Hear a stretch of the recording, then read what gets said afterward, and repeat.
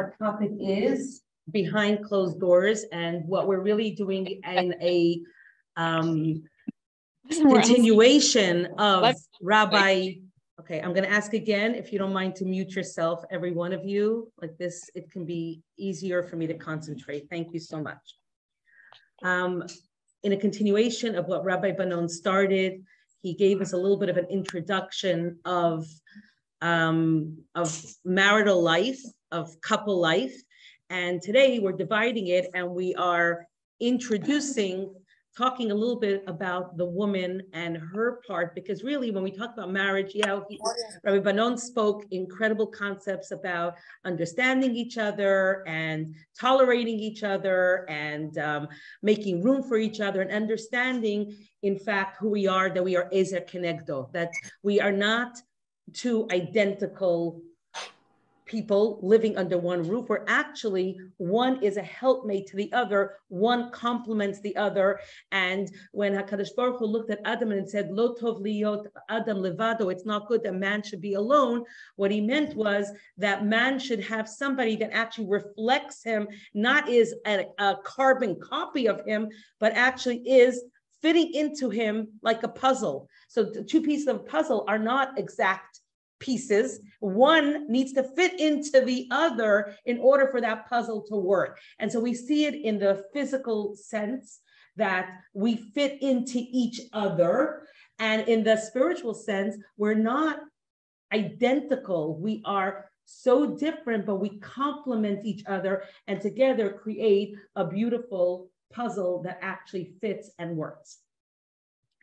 In order for this puzzle to work, there are certain key ingredients. So we can start this class and say, okay, so what are the do's and don'ts in marriage, in married life? I prefer to go to what are the do's. I prefer to start off with talking about the positive, what we can bring into our marriage, what is our role as a woman in this marriage, and what is the male role. So if we understand each function, we can possibly find bliss. I don't want to use the word possibly, but we will find bliss in our life, because marriage is supposed to work. Marriage is supposed to be the happiest moment in our life. We are supposed to enjoy. We're supposed to we're supposed to be flourishing. We're supposed to be on a high. We're supposed to be madly in love. We're supposed to be in a raging, wonderful, incredible experience that when somebody says, so how's married life? And you look at them and you say, oh my God, it is so wonderful. And they say, so it's like too wonderful to describe, because if you put it into words, you're minimizing exactly what you're feeling. You're not supposed to tell her, oh my God, you don't understand, but you know what goes on in my life. You know what goes on behind closed doors. I'll tell you exactly how things happen. When you start talking about how things happen, that means nothing is happening. That means you feel so comfortable talking about it. You feel so comfortable giving it over to the other that in fact, what you have is nothing. Because when you have something that is fabulous, it's not something you can share. But, you know, let's go for a moment. We're going to take this to a different height.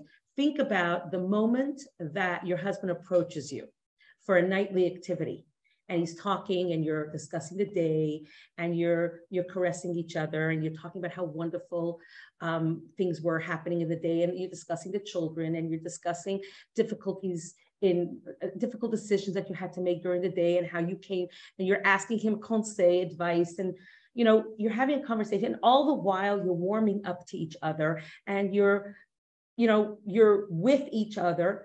But at the moment of the peak, when you're finally feeling like, oh my God, I need him in me, you cannot talk. Those moments, if you talk, you're ruining the setting. So there is a time. What does that mean? That there are moments in your married life that words will diminish the explosion that you are feeling at that moment, and it's going to break that magical moment, and you don't want to break it. So that's the moment where no words come out, but sounds come out. Sounds that you don't even know you own those sounds, because that are the sounds of bliss. So again, talking about what's going on behind closed doors is cheating on your spouse. Nobody needs to know. And guess what? No two people have the same experience. Everybody has the same mold. Marriage is about a male and a female becoming one, about 2 drops of water. You know, when you see when the rain, it falls and it goes into a puddle. So a moment before they were 2 separate, but once that raindrop goes into the puddle, can you separate them? No, that's what a couple is. You cannot separate them. But everybody has a different experience. Everybody has a different way to deal. It's all the same thing, but don't compare what goes on by you to what, you know, don't ask the other what is happening by them, because you can't bring in what's happening by them into your couple, because it doesn't work for you. Everybody has to figure it out on their own. But all of this is just a little bit of explanation of how to bring into your couple the best possible I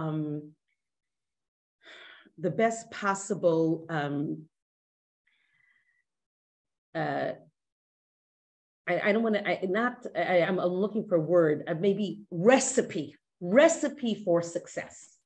And so if we take a look at what Torah has to say, we can actually adopt the Torah into our life, not adopt, but make Torah ours, because the Torah is the best book for a happy marital life. If you want to know what it means to be happy, take a look at the first couple. The first couple had a right. Sorry, I see there are people. Hold on, I'm gonna get them in.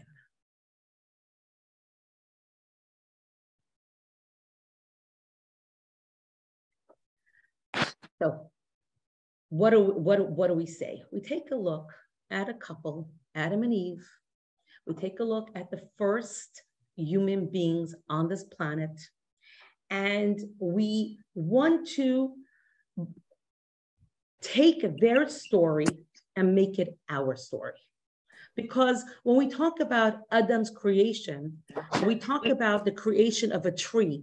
What we're really saying is that God created one apple tree, and from that apple tree came many, many apple trees. So it's not like I can say that the apple I'm eating now is really from the original apple that God created in Gan Eden. So now when I want to know who am I am the makeup of that origin of the human makeup that was created on the 6th day of creation. And that creation was created in perfection. Everything that God did during those 7 days are perfect. And so we can now say that God's creation of Adam and Eve is the creation of perfection. And that perfection is made to carry over into our lives forever and ever and ever. So can we bring a perfect life into my little home, wherever I may be in this world? Absolutely. Why? What do we say under the chuppah? If you listen to the 7 brachot, we're constantly reverting back to Yemei Kedem, to what was where? Asher Yitzircha began Eden, that God created us in Gan Eden. What was in Gan Eden? In Gan Eden, we experienced bliss, ava, vireyut, friendship and love and oneness. And that friendship, love, happiness, excitement, joy, that's what we have to transmit into our life today, and we could. But in order for us to understand how we can do it, we have to see how the first couple did it, what happened in their life, what is the ingredient that creates happiness in a couple. So I want you to look at a pasuk in the Torah that if anybody that's online can grab hold of a Chumash Bereshit and look at a certain Rashi, it's very telling. It's very incredible. It's a Rashi. You know, the problem with the first book of the Torah is that most of the time we learn it in first grade, and we're just learning about the beauty. We're drawing trees and sun and the moon and the stars. And oh, I learned about the 6 days of creation, but I'm not really learning it. The Rashi has so much information about married life that it's quite incredible. So I want to bring to your attention one of those Rashis, and that is the Rashi of Pasuk Chafhei, which is in Perek Aleph, Perek Bet, I believe, Perek Bet, part in Chumash Bereshit. And what is that? That we're talking about, we're talking about a couple, the male and the female. If we can go back in a second, just because we're not actually going to every single pasuk, but what really happened here is that there is a male that was created who thought he was alone. And his creation was an interesting creation, because when you read the words in Pasuk Chav Vav Chav Zayin in Perek Aleph of Parshat Bereshit, it says Zachar unikeva bara otam. God created the first human creature, male and female. And Rashi says, Shnei partzufim beguf echad, 2 faces, 1 body. Go into the Orach Chaim, and he says, Shnei partzufim beguf echad, lev echad, nishama echad, 1 heart, 1 soul, 1 body, 2 faces. Sforna goes on to say, how do those faces look?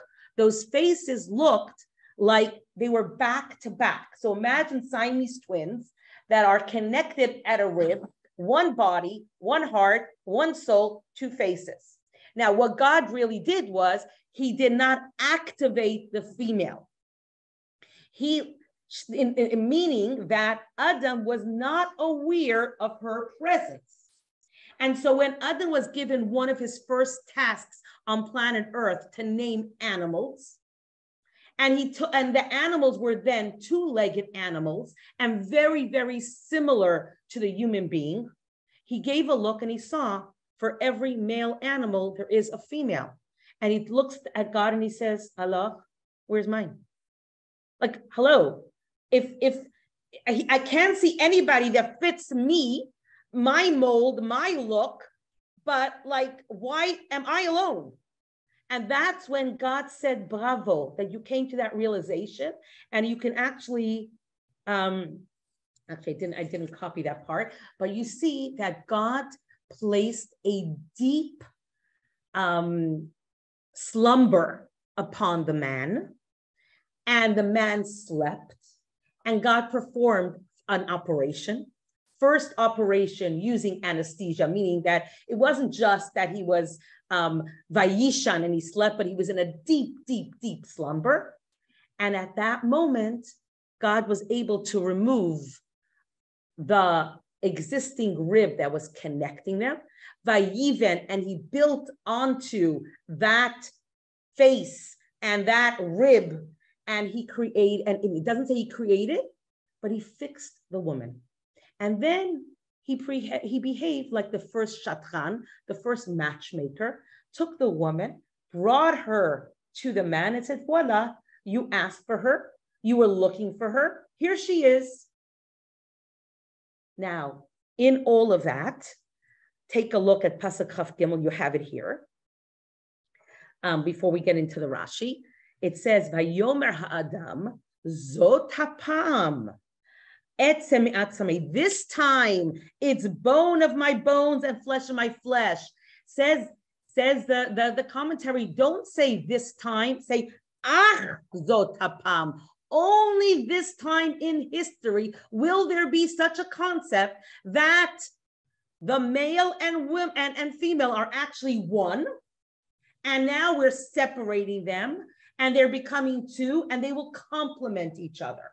So what does he say? This time it is bone of my bone, flesh of my flesh. This one shall be called Isha, the feminine way of referring to a woman, because this one was taken from Ish, from the man. So what do we see here? Firstly, there's a few things here. There are those that say, The male is so much more important because he came first.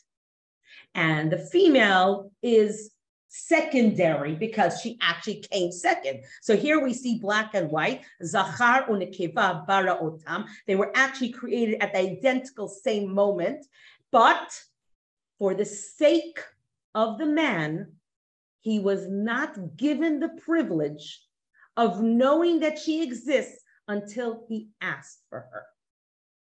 He had to feel the void, feel that emptiness, feel that need, feel that something is lacking in his life, and say, Allah, where's mine? And then God says, okay, 1 second, I'll fix it. I'll take care of it. I'm glad you recognized it. I'm glad you figured it out that you need the other in your life. Therefore, the other is arriving. Here she is. Question? Oh, okay, sorry. Okay, sorry.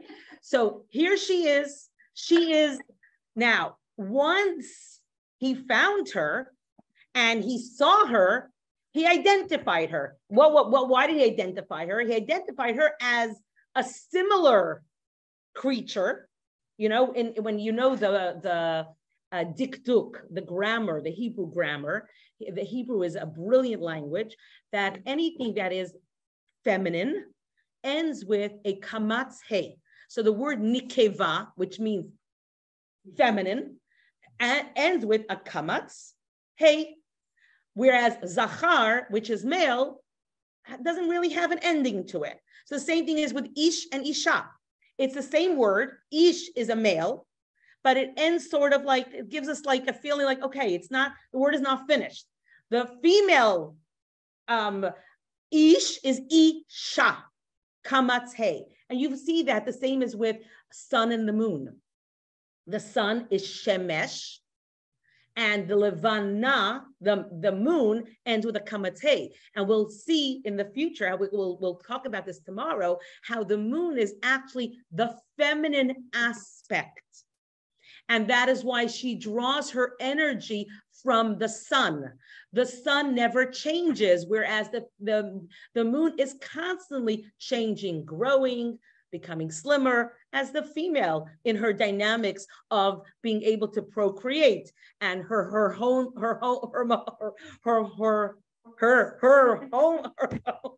changes in her life that are constantly causing her body to change. So we see that Adam is now responding, recognizing what God actually gave him.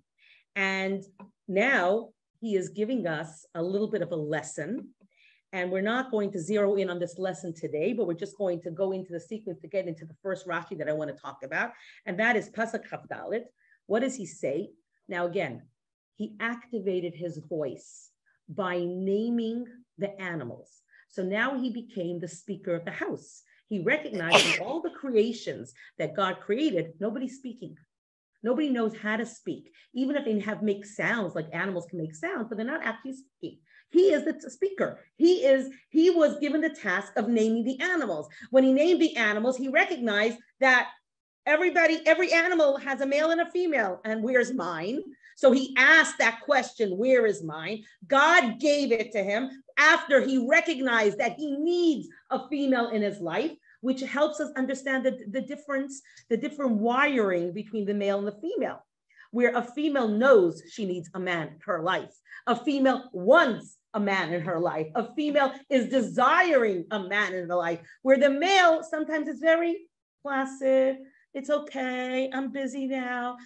I don't really need, my life is very, very good. Comes God and says, no, your life is not good. You need that male in your life now. But you only know that when I didn't give it to you. Once I give it to you, then you recognize how much you need it. So that is lesson number one. Now Adam is telling us, and what's going to be the future? Because there's many males that have the same attitude that Adam had. And that's how God made the male brain to say, like, I don't really need. Comes God, and it comes Adam and says, okay, guess what? What's going to be the mold for couples in the future? Al Kain, Ya'azov ish et aviv et imo. Monsieur that is so attached to mom and mom's cooking and mom's ironing and mommy do this for me and mommy do that for me and mommy's always for me and mom, my king and my crown and mine. All of a sudden comes Adam and says, no. Ya'azov, leave all that. Leave all your comforts, leave everything that's familiar to you, leave everything that you know. What should you do? Look at the words. Leave mommy and daddy. Did you ever see a Torah that says leave your father? The same Torah that says that you have to respect your parents. In order for your life to have a long-lasting life, you need respect. But who comes first? Adam is giving us the first lesson in life. You're going to leave your comforts. You're going to be the initiator. You leave. She's going to leave. Don't worry about her. She doesn't even need to be told because she's going to want. But you need to be told. Get out of the house. Leave everything that's familiar. What should you do? Leave your father and your mother. Vidavak. Look at the hard word. Vidavak and klinga. Vidavak milashon devek. Get glued. Become glued to madame. Vidavak beishto and get and cling to your wife. Vehayu, and you will now become like you once were. One basar echad. Do it on your own. I made you that way, so it's possible. That's the original mode, like we said. An apple is an apple is an apple that was created in Gan Eden. And yes, it might be a different color. It might be a different taste. Some are sweeter and some are more tart. But it's an apple, and you can't make a mistake that the apple is an apple. They have different names, the Portland and the, whatever it is, but it's an apple. So the male and the female are male and female, different ways they are wired, different ways they see things, but it's a male and a female that originally was one. Therefore, they belong together. It's not something new to get married. It's natural. Marriage is natural. Marriage is the origin. It's not natural to be one. It's not natural to be separate. It's not natural to live alone. It is natural to get married.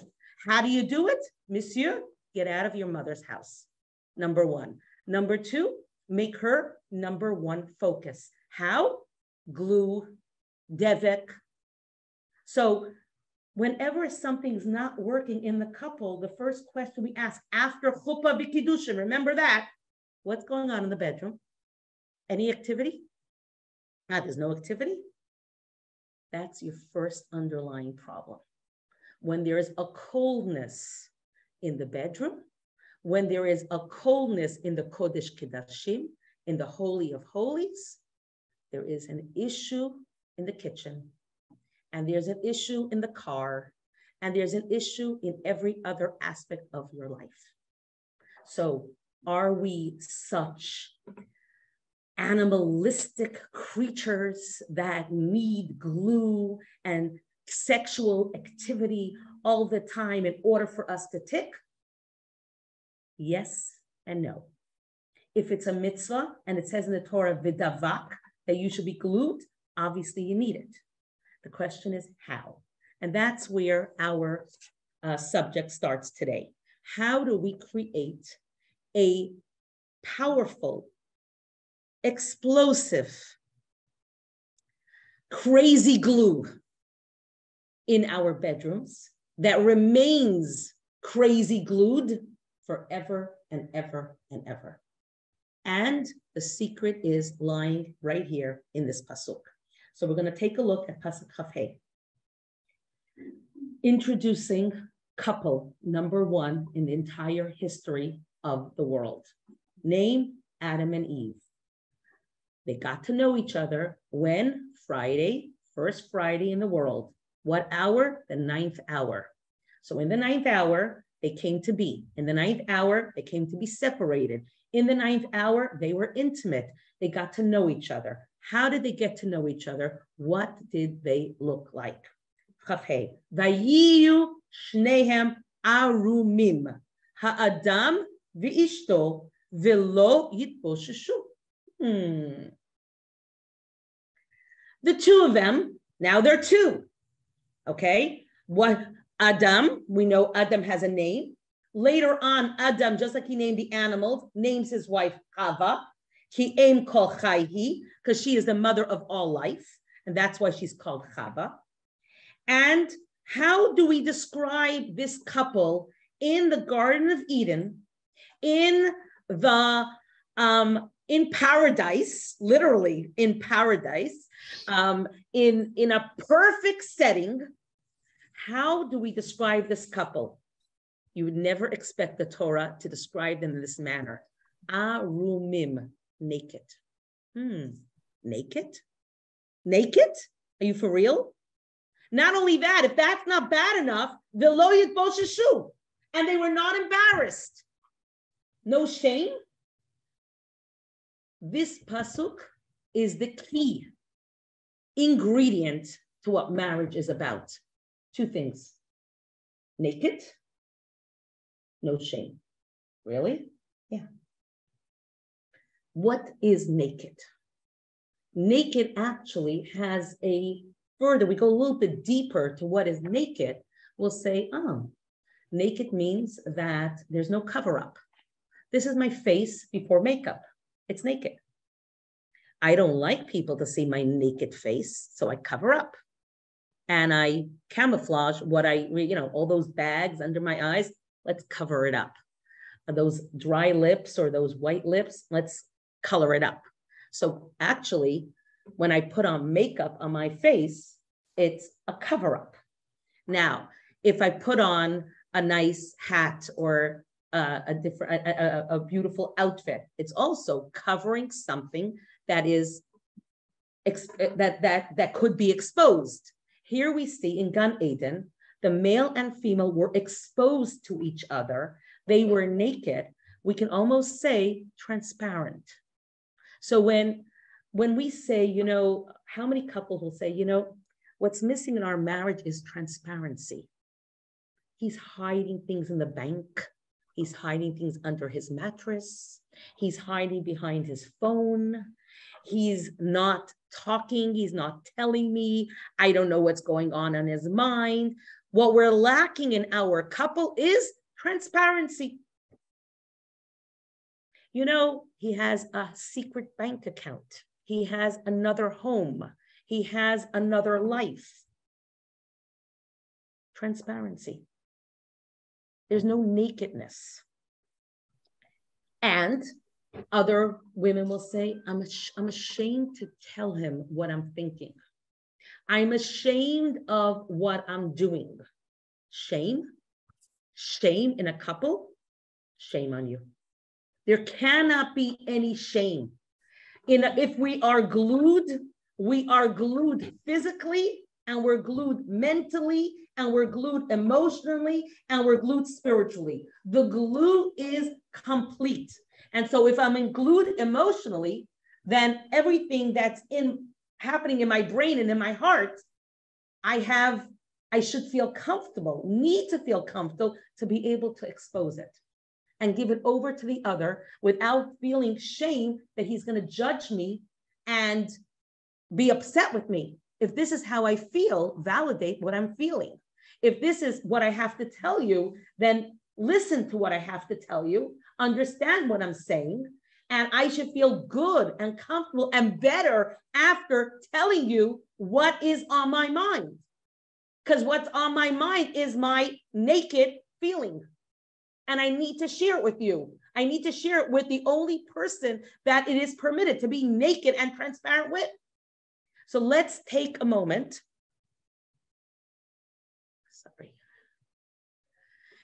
Let's take a moment to see how we could incorporate transparency in our life.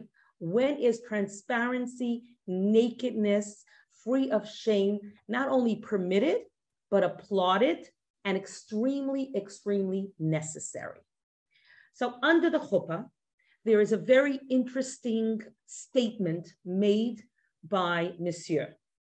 Now, every girl, I would almost say, stupidly, sticks out her finger and lets him put the ring on the finger and like, do you really understand what Monsieur is telling you and why he's saying those words? Did you ever stop to ask what he's actually saying? Hariat mikudeshetli. You're hereby becoming holy unto me. And then everybody in the, it's like, like, oh my God. It's the first time I heard that in Morocco. I thought there was a fire. I didn't know. I was at a wedding and I said to myself, what is going on? Like, where do I go? Where do I hide? 37 and a half years ago. So I've come a long way. But what does that mean? Hareat mikudeshetli. What we're actually saying is you're becoming holy unto me. And we're using the word kadosh, holiness, without really understanding what is so holy. What is so holy about putting the ring on the finger? What does holiness actually mean? And the only way we can understand what holiness means is by finding the word holy in other parts of our life and trying to understand why we use holy in that context so that we can figure out what holiness means in our marriage. So we take a look and we see like this. In Parshat Kedoshim, which also has the root kadosh, it says, God tells us, Kedoshim tiyu, holy you shall be, ki ani kadosh, because I am holy. Thank you very much. What does holy mean? So I know that Am Yisrael, the Jewish nation, is being given an order that you are holy. And you should be holy because I am holy and you are a part of me. So you should be like me. You should imitate me. So when I think about the word holy, what I'm actually thinking is lofty, right? Holy. When I say holy, spiritual, something that is hard to reach. Holy. God is holy. When I think of holiness, I think, oh, heaven, heavenly. Can I reach heaven? Can't really reach heaven. God is in heaven. God is up there. God is holy. So I just said it. What else does holy mean?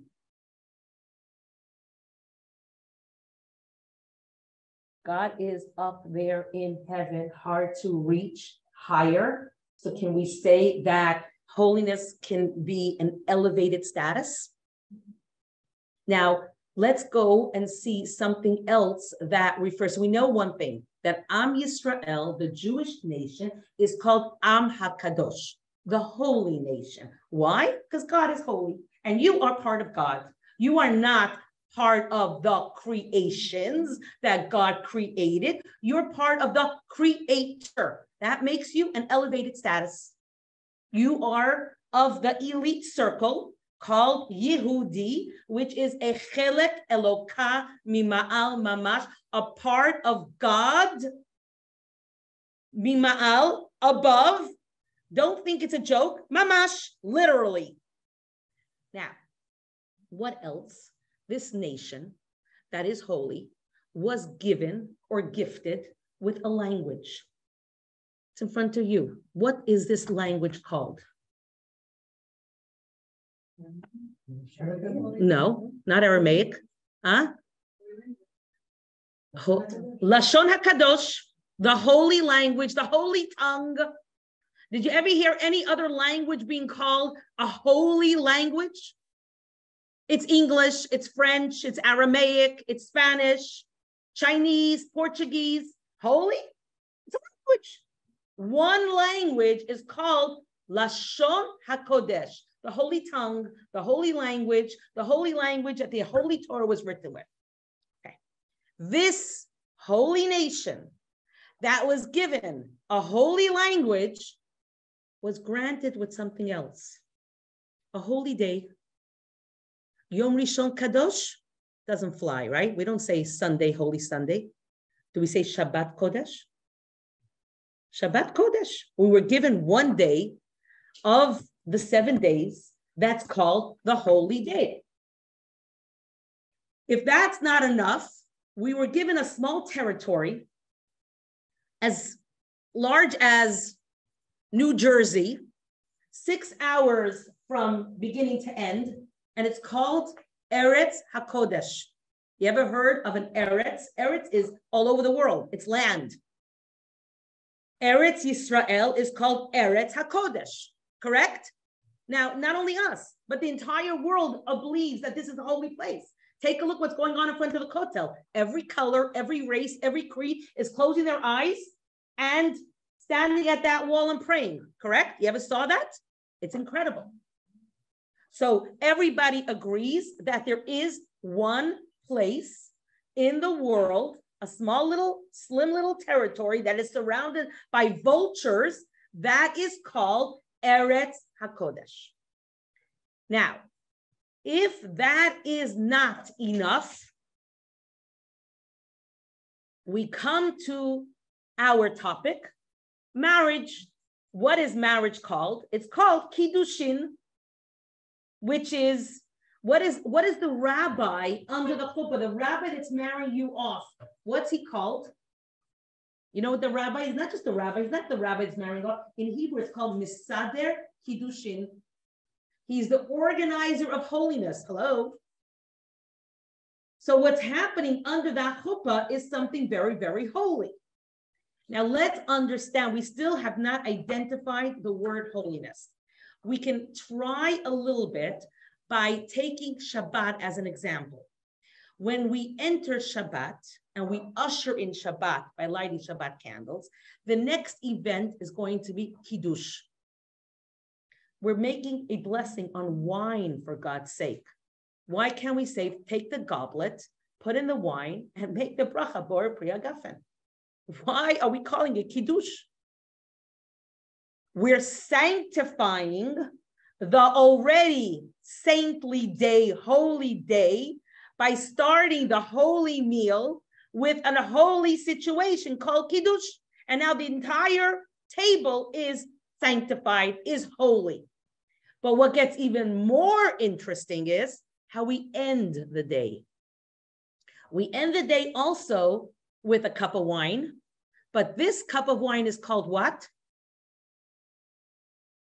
Havdalah. You know what Havdalah means? What does Havdalah means? Separation. Hamavdil ben kodesh lechol. We're separating between that which is holy from that which is chol, ordinary, mundane. Let's go back. Hamavdil ben kodesh lechol, ben or lechoshech, to what is clear and light, to what is dark and obscure and confused. Ben Yisrael la'amim, between that which is holy, Jews, to other nations. So now what happens? What do we see after Shabbat? For those 25 hours, I need to come down into this world. 6 days a week shall you work, and the 7th day, stop. So what am I learning about Kiddusha? Kiddusha is on a pedestal, and in order to come down, I have to separate. I have to separate from that which is heavenly to that which is ordinary. Still doesn't help me. So I know now that Kiddusha is a separation. It's holy, it's abstract. Let's take Israel. We're moving to Israel. What are we actually doing? Making aliyah. What does aliyah mean? We're going up. That's it. So what is Kiddusha? Kiddusha is an elevated status. You're going up to the Torah. You're not going down to the Torah. What are you having when you're going to the Torah? Aliyah. You're walking up the steps to the Aron Kodesh, to the Holy Ark. Because a synagogue, this can be a synagogue. If I put in an ark here, I have a synagogue here, right? So the room becomes holy by the Aron Kodesh. So now, holiness means elevated status, separated status, a sanctified status, but we're still missing the point. Under the chuppah, when that ring goes on your finger, Hareat mikudeshet, What is Monsieur saying? You are elevated, separated from any other woman in this room, and we are going to engage in true holiness, in true separation, in true elevation by becoming transparent one with the other. Shabbat, it's obvious. I'm in a naked state with God. I am one with God. I have divorced myself from that phone. I have divorced myself from everything that's ordinary. I'm not in the car. I'm not online. I'm not talking anything about whole ordinary things. I'm completely removed from it because I'm enjoying a naked moment with my God. In Israel, I feel that nakedness, that transparency, that holiness, that presence of God. When I go up to the Torah and I kiss that Torah, and when I see that Torah going up, I feel, what do I do? Everybody's running to try to kiss the Torah, to try to hold the Torah, to try to see the Torah, because that's where I feel a transparent moment with my God. Now, in your bedroom, God is telling you what is perfect. What is marriage? Marriage is perfect. You know why?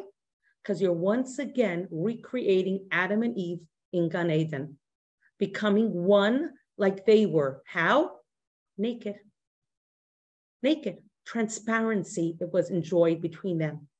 One body, one heart, one soul. And they were not ashamed. Shame means that you're covering up. Shame means that you're hiding. Shame means that you have a different life, that you have something that you're not ready to share. You're not ready to go naked with that thought, with that feeling. So then it translates into the bed.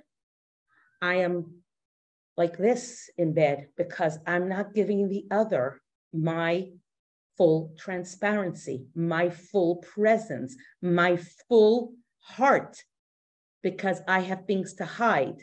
I have feelings in my heart that are painful. I cannot go like this because I don't feel like going like this. So I go like this, and the other sees that, so he goes like this. So then we go like this. And so then we become like the first Adam and Eve before they were separated. We become back to back, and we don't even know that the other exists. Now, how do we create that transparency into our life? Any questions, firstly? Anybody have anything to say or think, or we're all good? Okay, so now let's take a look at that Rashi that I promised you. But they were not ashamed.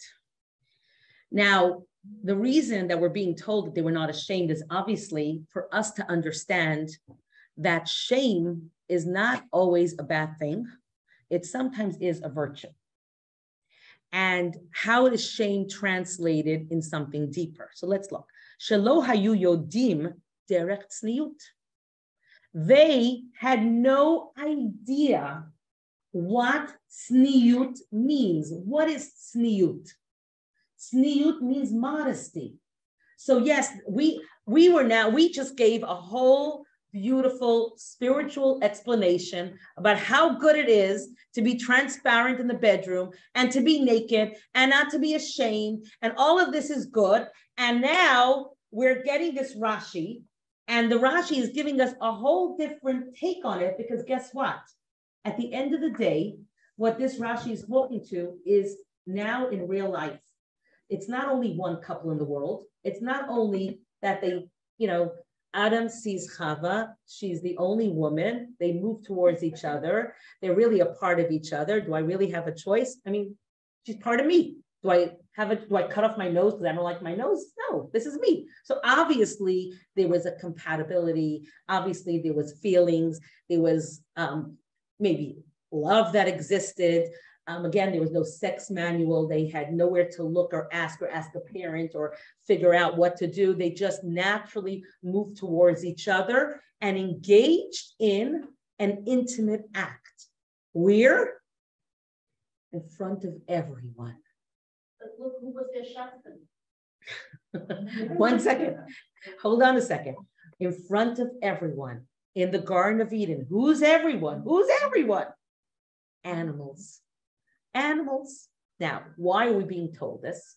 Obviously, we're being told how to create a perfect marriage in our life now that the world is not so filled with only spirituality. There is a duality here.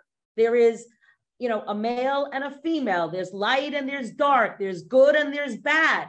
And now, how do I create a couple that enjoys devek, enjoys glue, enjoys being arumim, transparency, nakedness, enjoys the fact that I feel no shame, and I'm okay with not being ashamed of anything that I'm thinking about or anything that my body looks like or anything that I want to do. I feel that comfort level, but that first lack of shame came with a little bit of a price.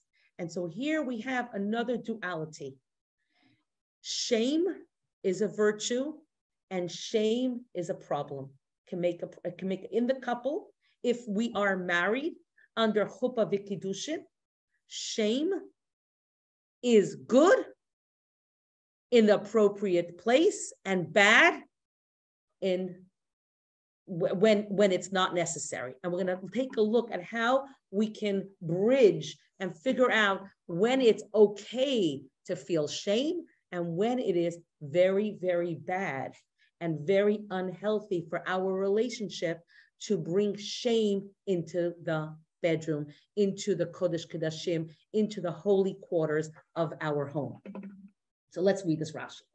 Shelo hayu yodim derech tzniut lahafrin ben tov l'ra. Oh, a whole new eye-opener about what is modesty. You know what modesty means? Modesty actually means to be able to make a differentiation between what is good and what is bad, what is appropriate and what is not appropriate, what is dignified behavior and what is undignified behavior. And we all know that a sexual relationship can translate into undignified behavior if it is not done in the appropriate setting with the appropriate person in the right time and moment.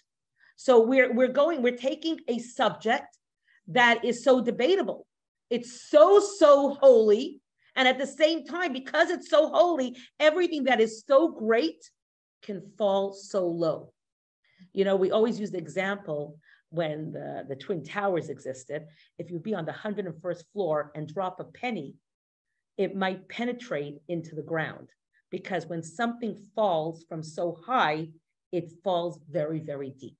So anything that is very, very, very, very important in this world and is very holy and very spiritual can have that effect, that it can fall very, very low. So we have that concept of marriage is holy, marriage is spiritual, but the same act that a male and female engage in out of marriage is the greatest sin that exists. Now, in marriage, there is a time for everything. It's holy when permitted, and it's very unholy when not permitted. So now you have that constant duality. So now take a holy world, a spiritual world, a clean world, the first 7 days of creation, where only perfection reigned. Everything was perfect. Why? God created it. God created the entire world by talking. He used 10 powerful words, let there be, and there was. And it was instant. Nobody went through the process of conception, of a fetus, of birth, of infancy to childhood, to adolescent, to adult. That whole process was skipped. Adam and Chava were perfectly adults ready to engage and embark on a perfect life Tout sweet. So in that perfect process, God is using the first couple to help us understand how to keep our couple holy, perfect, forever. And how, with a little slight situation, we can make what should be so holy, so unholy. So now, again, we cannot blame Adam and Chava because they didn't know. Says who? Says Rashi. Shelo hayu yodim. They did not know the difference between what is good and what is bad, between what is appropriate and what is not appropriate. And thereby, they engaged in a sexual activity in front of all, causing an eruption. Take a look at the next pasuk, Aleph. V'hanachash haya arum mikol chayit hasadeh. In walks in a snake. Who asked you to come here? Who's talking about you? We're talking about the first couple. Who needs a snake? How are we calling the snake? A serpent. Was cunning, sly. And that snake walked into the life of the couple and interrupted an intimate moment. How do you interrupt an intimate moment? It's behind closed doors. It's under lock and key. It's under dark, it's a darkened room and the curtains are drawn. Who walks into a couple's bedroom? That's a no-no. But there was no bedroom. There was no door. There was no lock and key. There was a huge problem. Le'ene kol, in front of the eye of all. And in walks in the introduction to the first sin that changed the entire world because of a sexual activity that was done in an inappropriate place, at an inappropriate time, in an inappropriate setting, the holiest act in an inappropriate setting, brought the entire world crashing down. And here we are to fix the broken pieces and to build. How? Marriage, kosher marriage. That is the remedy. That is how you can bring perfection into your own little world. You can bring back that perfection of Gan Eden. And that is why under the chuppah, that's what we're referring to. We keep referring to how it was in Gan Eden, how the couple was, how perfect they were, and how with a little slight activity that is not appropriate, we can bring imperfection into our marriage. Let's continue the Rashi. So, lo hayu yodim derech tzniut lahavka min tov l'ras. And now we have a new understanding of what modesty is. Modesty means to understand what is appropriate and what is not. Now, there's appropriate talk, there's inappropriate talk. There is appropriate clothing, there's inappropriate clothing, provocative clothing. There is appropriate behavior, there's inappropriate behavior. When you look at a person and say, oh, she's a model, humble, modest person. What do you mean? You mean her whole being just screams modesty. She talks quietly, nicely, respectfully. She walks, she doesn't make a scene. She's not out there screaming, this is my body. Can you see my breast? I'm so tight. This is my behind. She's not, she is walking with refinement. She knows what's appropriate, what is not appropriate. We are introducing in the 9th hour of the 6th day in Gan Eden, a key word that needs to sit in our home on the top, the top counter, screaming, yes, tzniut. Tzniut is the key to success in our marriage, to understand what's appropriate, what's not appropriate, in the bedroom, out of the bedroom. So at the same time that they didn't know, but on the other hand, there was something that they are teaching us. In an appropriate setting, nakedness is holiness. In an appropriate setting, no shame is appropriate. The problem is not that they were naked and not that they didn't have shame. The problem was in the setting that they did it. Let's continue. Va'afal pi, second line. Afal pi shenitna bo deya likrot shemot. Adam was brilliant. He was given the power to name the animals. That was huge. The angels were given that same option. Can you please name the animals? The angels looked at God and said, we don't know what to do. What do you mean, name the animals? How do we name the animals?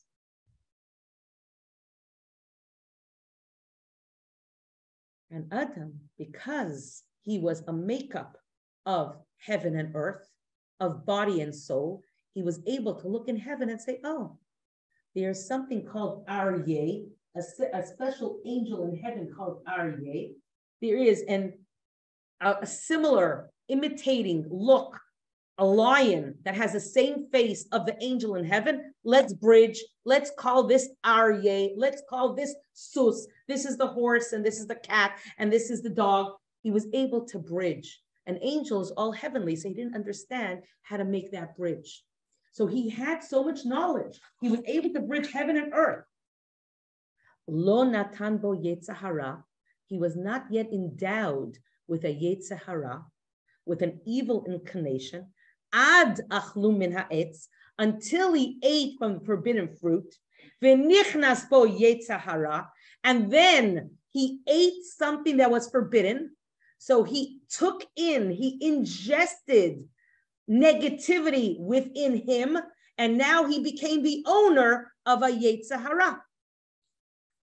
And so just like when I eat something, it becomes part of my bloodstream. The first time the negative, the evil inclination entered his kishkis, his insides, was when he took something that God told him specifically, do not take of that.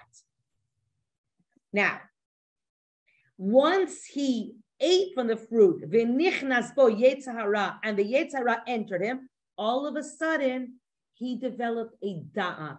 He developed a knowledge, an understanding. Vayeda ma ben tov l'ra. He now understood what is the difference between what is good and what is bad, what is appropriate and what is not appropriate. What was the repercussion? What was the reaction of his one night stand, of his inappropriate behavior in front of all?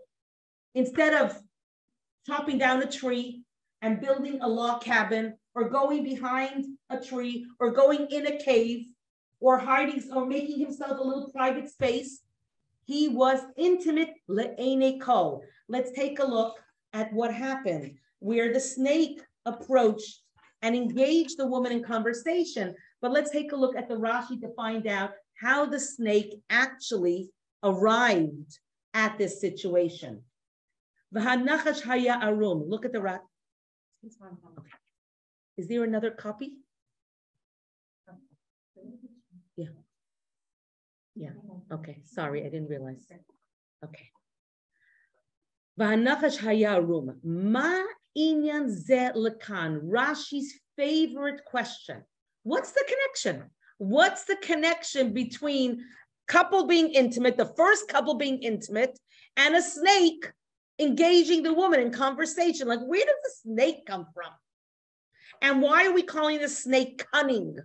And what are we calling her? Him. He is cunning from all the animals. That means that he was smarter than all of the other animals, and he understood something that nobody else understood, and he recognized something, and he wanted something. Take a look at what it says. Ma inyan zelakam, haya lo lismoch.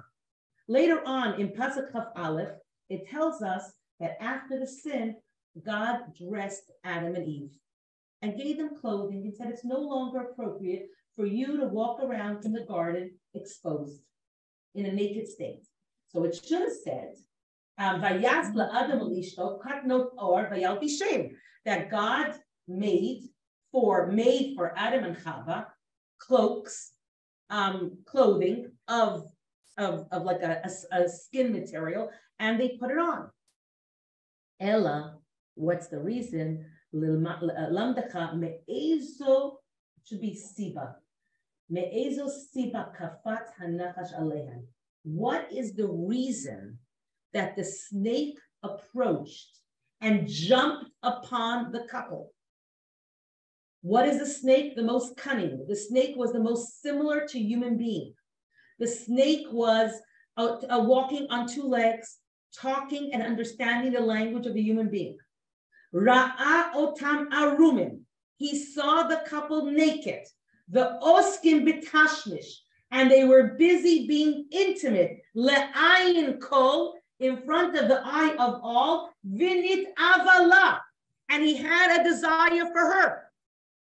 Yes, God made the woman different. Vayiven, he built her with those little, that slim little waist and those hips, and he shaped her. It's not like the man that is just straight from top to bottom and doesn't really have any specific body shape. We have something about our body that attracts the other. Imagine in this perfect world, the snake was attracted to the woman. He wanted her. And he knew that God said that the day that you will eat from the forbidden fruit, you will surely lose the possibility of living forever, and you will die. Thereby, snake is cunning, comes up with a great idea.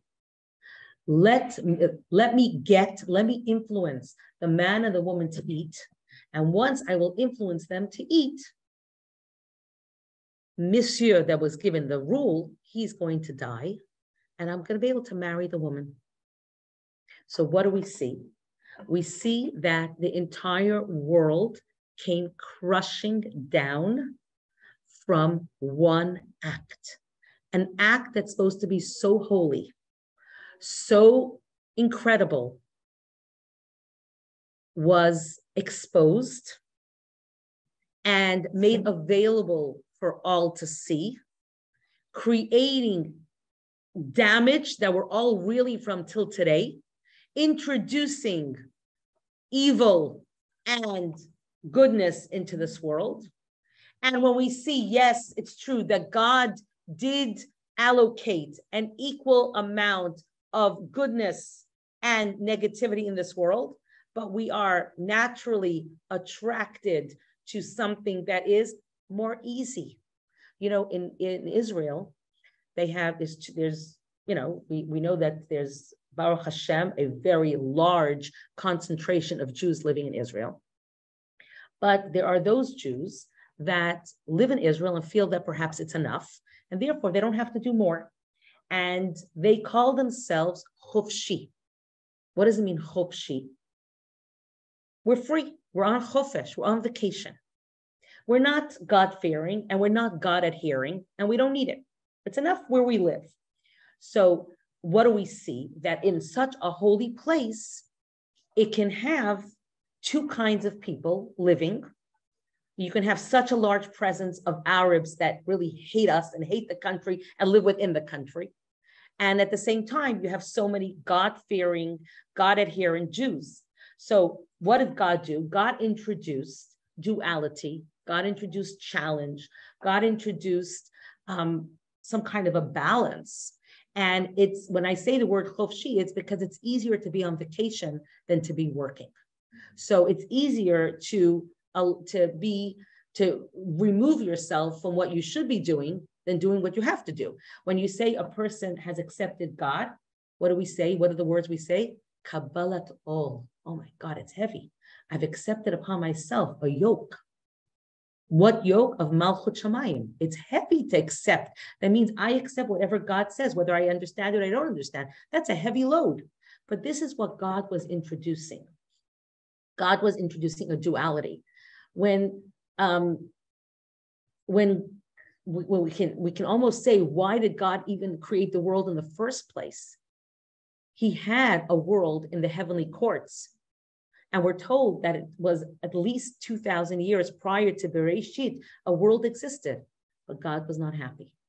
He had a desire to create a world a world of duality, a world of separation, but bridging, bringing it all together, bringing heaven and earth together.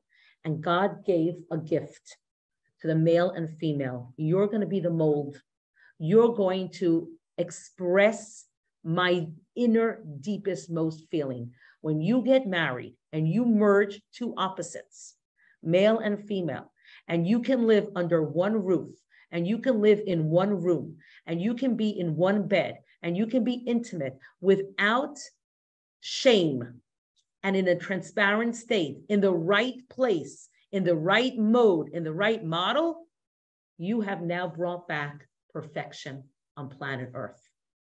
That helps us understand why a wedding is associated with so much joy, with so much fanfare, with so much preparation, with so much care into the wedding gown of the bride and her headpiece and her flower bouquet and the backdrop and the chair she's going to sit on and the meal she's going to serve and the music that's going to be played. All of this, where does that come from? You think that the entire world came to one conclusion? Music at a wedding? Don't you want something different? You want the same thing? Everybody came to the conclusion, a white dress? Come on, that's boring. Why don't you come with a green flashy dress at your wedding? No, we don't do that. There's certain codes called marriage rules in making a wedding. So we know, you can actually go online and say, okay, what do I need to do to make my wedding work? You say, okay, I need to have a photographer. I need to have somebody that's going to play music. I need to have a caterer. I need to have a hall. These are the protocols. Why all this fanfare? Because in heaven, it's making a huge explosion. In heaven, we're creating again Adam and Eve.